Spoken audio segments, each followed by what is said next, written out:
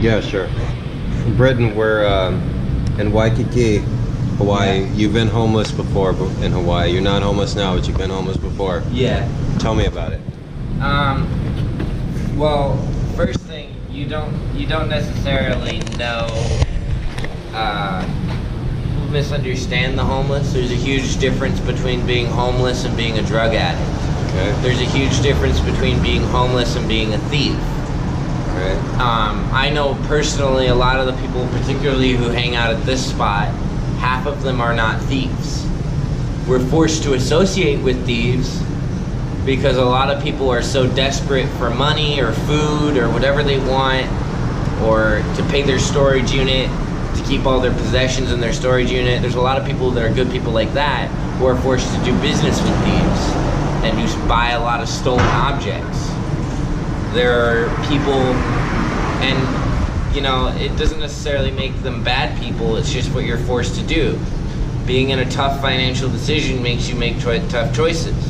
However, I break a few rules, even to this day. Even though I make money, at the end of the week when I have no money, what I do is I go to people and I say, hey, do you have an extra cigarette?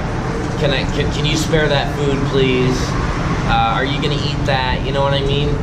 You know, just as a way to kind of ask for help, because you know, it's important to remind people. I think it's better when private citizens help, because if you're in a situation where you can lend someone your food,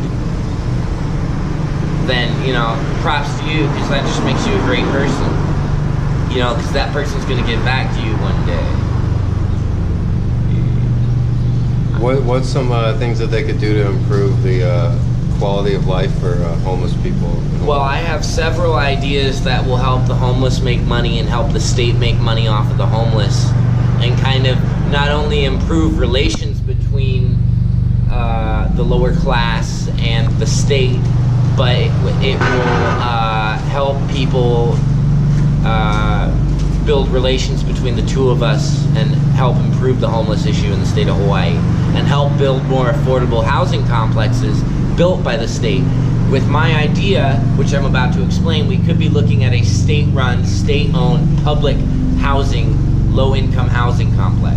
And how we're going to do this is we are going to have whatchamacallit.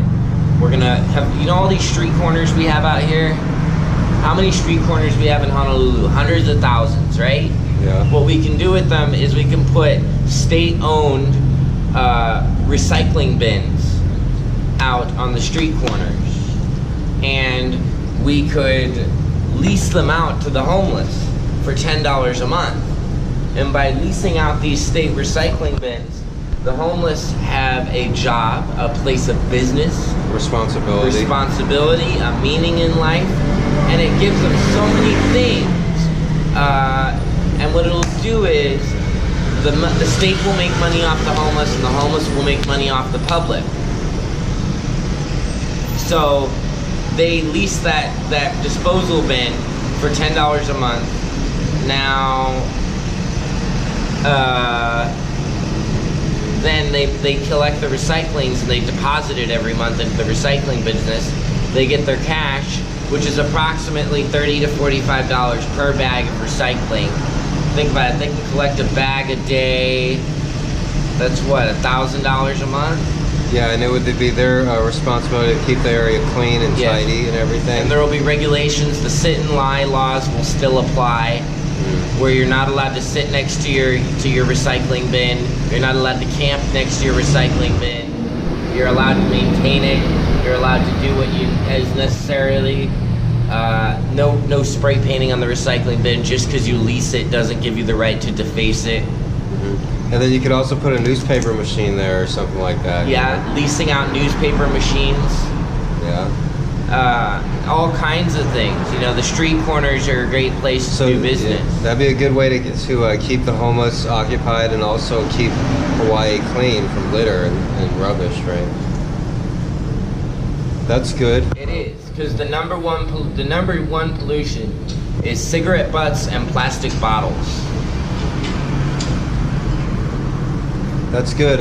So in any way that if somebody wants to reach out or send you an email, do you have a YouTube channel or anything you want to shout out?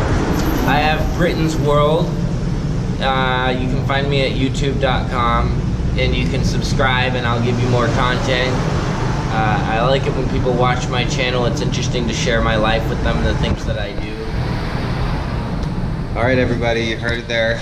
Everybody, that was the one and only Britton from Britton's World. Everybody subscribe to his channel, and we're out here in Waikiki. Aloha, everybody. Subscribe to Mr. G too. Aloha, guys.